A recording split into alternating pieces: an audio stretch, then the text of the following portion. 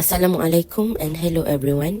Welcome to our video presentation for the course MGMT 2305 titled Decision Science in Islamic Perspective.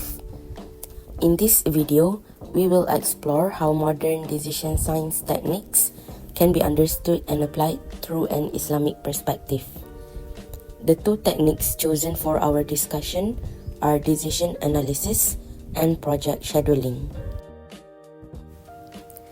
But before we get into the first technique, allow me to introduce myself and my team members first.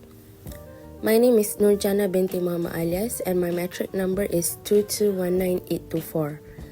My team members are Siti Salihah Hadawiyah binti Ahmad, Nur Elyanani binti Muhammad Nanapiah, Nurul Aini Zahidah binti Muhammad Zaki Saifi, and Anis Nasuha binti Muhammad Akhir.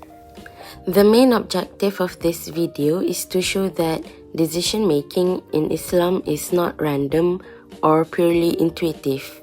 Instead, Islam strongly encourages planning, preparation, responsibility, and accountability, which closely align with decision science principles used today in business, management, and daily life. From an Islamic point of view, decisions are not only evaluated based on outcomes such as profit or efficiency, but also on ethical values, justice, and long-term consequences. Every decision carries responsibility, and Islam teaches us to make choices with knowledge, careful planning, and trust in Allah Subhanahu wa Ta'ala.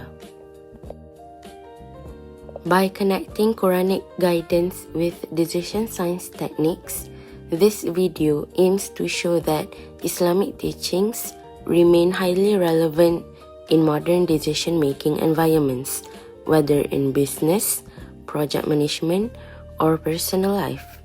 With that, let us move on to the first technique, decision analysis, where we will explore its connection with Quranic teachings. Assalamualaikum warahmatullahi wabarakatuh. My name is Siti Salihah Hadawiyah, the second group members. For the first technique, decision analysis, I will highlight how Islamic teachings guide us toward informed and responsible decision making. The Quranic verse that supports this technique is from Surah Al-Isra, verse 36. Allah says, "Do not pursue that of which you have no knowledge. Indeed, the hearing, the sight, and the heart, all of those will be questioned." This verse clearly emphasizes the importance of knowledge and accountability in every decision we make.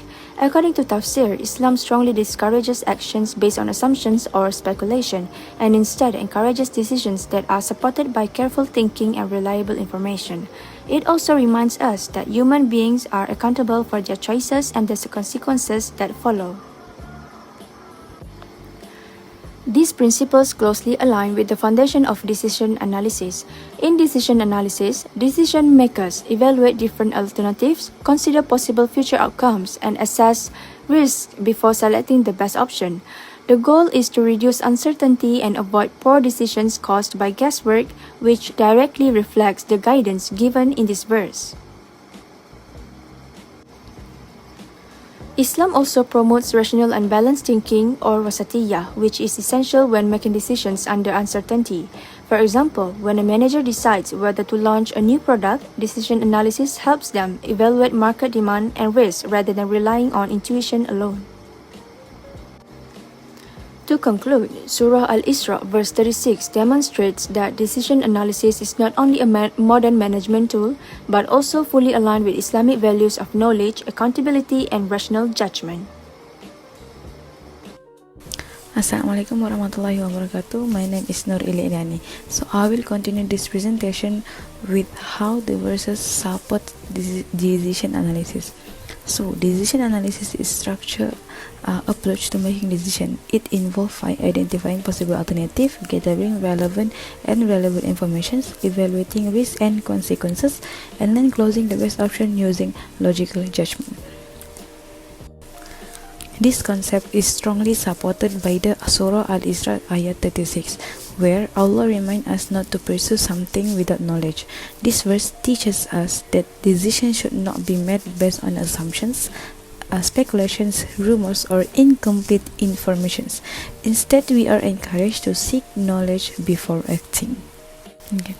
So, the verse also mentions about hearing, sights, and also heard. This represents the key elements in the decision making. Hearing refers to the gathering informations and from others, such as reports or expert opinions. Sight refers to observing facts or evidence, like data and real situations. And lastly, the heart represents reasoning and judgment, where we evaluate alternatives and choose the most suitable options. Decision analysis follows the same process by collecting inputs and analyzing them rationally. In conclusion, Surah Al-Isra ayat 36 provides a strong Islamic foundations for decision analysis by emphasizing knowledge, carefully evaluation, and accountability in decision making. Hai, Assalamualaikum warahmatullahi wabarakatuh.